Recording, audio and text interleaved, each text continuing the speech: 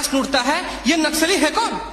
समाज के सबसे शांत, शहरों से दूर जंगलों में रहने वाले तथा खेतों के माध्यम से अपने जीवन यापन करने वाले वो लोग जो अपने पूर्वजों द्वारा दिए गए धरोहर को बचाने के लिए सरकार के खिलाफ हथियारबंद हो गए हैं और अंततः ये लोग नक्सली बनने पर मजबूर होते हैं। महोदय, आधुनिकीकरण के नाम पर उन गरीब आदिवासियों की जमीनों को छीन ली गई तथा उन्हें मजबूर कर दिया बंधुआ मजदूर बनने पर, किंतु आज उनकी अधिकारों की कोई बात तक नहीं करता। मन समर्पित, तन समर्पित और यह जीवन समर्पित। मैं पूछता हूँ, देश की धरती तुझे क्या दूं, क्यों दूं और किस लिए न्यौछावर करूं अपना सब कुछ तुम पर? क्या इसलिए कि मुझे देशद्रोह जैसे शब्दों से नवाजा जाए या इसलिए कि मुझे फर्जी इनकाउंटर में मार दिया जाए? जी हां अध्यक्ष महोदय, कुछ ऐसा ही समय था जब मान्य सूबे लखन भैया सोहराबुद्दीन तथा तुलसीराम प्रजापति को फर्जी इनकाउंटर में मार दिया गया। यह कैसी विडंबना है महोदय, हमारे विपक्षी साथी द्वारा मानव अधिकार का संरक्षण किए बगैर ही राष्ट्रीय सुरक्षा की बात करते हैं। जब आम लोगों का कोई अधिकारी नहीं हो तो इस स्थिति में राष्ट्रीय सुरक्षा का क्या मतलब? मैं पूछना चाहता हूं अपने विपक्षी साथियों से, वे किस राष्ट्रीय सुरक्षा की बात करते हैं? पुलिस हिरासत में अत्याचार व मौत, उन्नाव केस, किसानों द्वारा आत्महत्या या बिहार के शेल्टर होम में हुई मासूम बच्चों के साथ दरिंदगी, क्या यह है राष्ट्रीय सुरक्षा?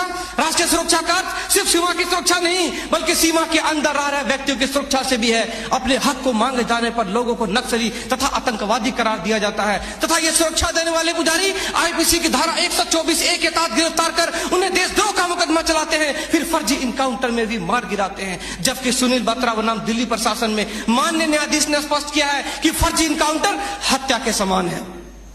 10 जुलाई 2004 को मनोरमा देवी के साथ दुष्कर्म और उसकी हत्या तथा पूर्वोत्तर राज्य की महिलाओं द्वारा हम सुरक्षा बलों के समक्ष निर्वस्त्र होकर विरोध प्रदर्शन करना इस बात का द्योतक है कि हम सुरक्षा बलों ने arms force special power act का दुरुपयोग कर नाजायज फायदा उठाया है। वहां के लोगों को जबरन गिरफ्तार कर उसे मानसिक एवं शारीरिक रूप से प्रताड़ित किया है तथा उनकी बहु बेटियों के साथ दरिंदगी कर मानवता को संसार किया है। यह देश की सभ्य समाज एवं लोकतांत्रिक शासन प्रणाली पर प्रश्नवाचक चिन्ह है। सीआरपीसी की धारा 41, 42, 107, 151 के तहत बिना वारंट गिरफ्तार करने की शक्ति, सीआरपीसी की धारा 129, 130 मजमे को तितर बितर करने की शक्ति और जरूरत पड़ने पर गोली चलाने तक की शक्ति इन सुरक्षा बलों को दी गई है। और कितने अधिकार दिया जाए इन्हें? तो दे दो रोलेट एक्ट जैसा अंधा कानून और ढूंढते रहो इतिहास के पन्नों पर स्वतंत्रता एवं समानता जैसी शब्दों को। महोदय, आज जरूरत है चिंतन की, मंथन की, जागरूकता की, लोगों में विश्वास जगाने की। आज जरूरत है सुपर 30 जैसे संस्थानों की ताकि अपने पद से भटके हुए बच्चों को उचित शिक्षा, भोजन इत्यादि का प्रबंध कराकर उसे विकास के सही मार्ग से जोड़ सके।